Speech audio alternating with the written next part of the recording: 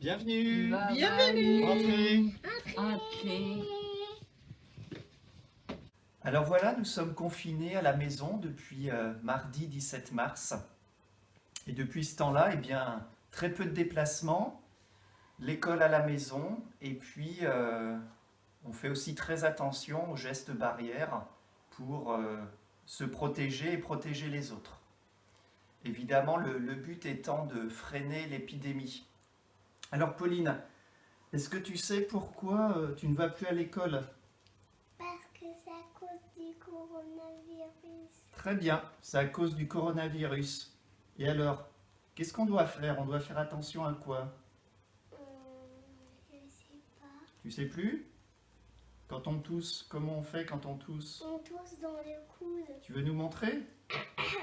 D'accord, c'est pas mal, c'est très bien.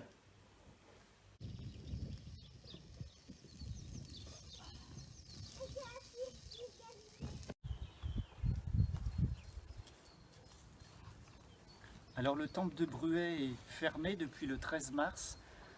Pas d'office, pas de réunion de prière, pas d'études bibliques, pas de cours de français, ni de club d'anglais, par mesure de précaution et jusqu'à nouvel ordre. Mais prendre ces mesures de précaution ne signifie pas se replier sur soi. Au contraire, c'est véritablement important de pouvoir se soucier des autres. Alors, au sein de la communauté protestante de Bruay, on a mis en place une chaîne de contact et puis une chaîne de prière afin que personne ne reste isolé.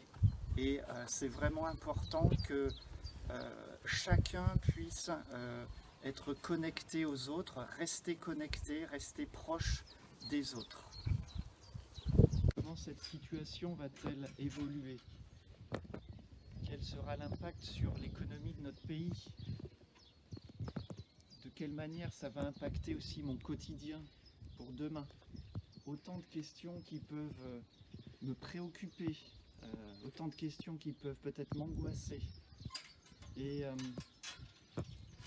voilà, c'est vraiment important de pouvoir revenir à un livre, la Bible, dans lequel il y a tant de promesses et tant de paroles de vie. C'est d'ailleurs les disciples de Jésus qui lui ont dit « À qui irions-nous d'autre? C'est toi qui as les paroles de la vie. » Et c'est vraiment un livre dans lequel il y a la vie, il y a de l'espérance, il y a vraiment un avenir. Et même si on est tous confinés à la maison, eh bien, on est plusieurs à, cette dernière semaine, s'être laissé toucher par certaines paroles de ce livre. Alors je vais laisser la place à certains et qu'ils puissent nous partager, nous faire écouter ce qui les a touchés. Matthieu 11, verset 28. Venez auprès de moi, vous tous qui portent des charges très lourdes et qui êtes fatigués, et moi je vous donnerai le repos. C'est ça que je fais dans ce temps-ci, que c'est difficile d'être séparé de tout le monde. Je vais à Dieu, puis je lui donne tout ce qui me dérange et que ça me soulage. Il me donne le repos. Pendant ces temps si particuliers, ça fait du bien de se rappeler de la fidélité du Seigneur en lisant sa parole. Le psaume 91, versets 1 à 4. Celui qui s'abrite tout près du Très-Haut repose en lieu sûr, à l'ombre du Tout-Puissant. Je dis, Éternel, tu es mon refuge et ma forteresse. Oui, tu es mon Dieu, en qui j'ai confiance. Car c'est lui qui te délivre du filet, de l'oiseilleur et de la peste et du fléau. Il t'abrite de son aile et caché sous son plumage, tu trouves un refuge sûr. Sa fidélité est un bouclier, elle est une armure.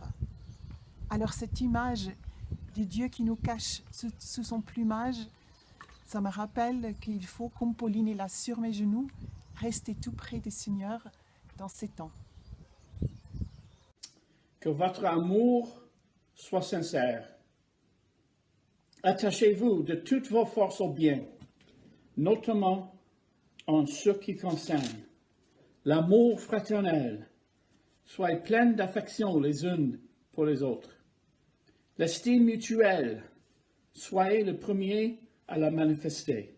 L'ardeur, ne soyez pas nonchalants. L'esprit, soyez bruyant. Le Seigneur, soyez de bons serviteurs. L'espérance, qu'elle soit votre joie. L'épreuve, qu'elle vous trouve pleine d'endurance. La prière, priez avec persévérance. Les besoins de ceux qui font partie du peuple saint. Soyez en solidaire, toujours prêts à pratiquer l'hospitalité.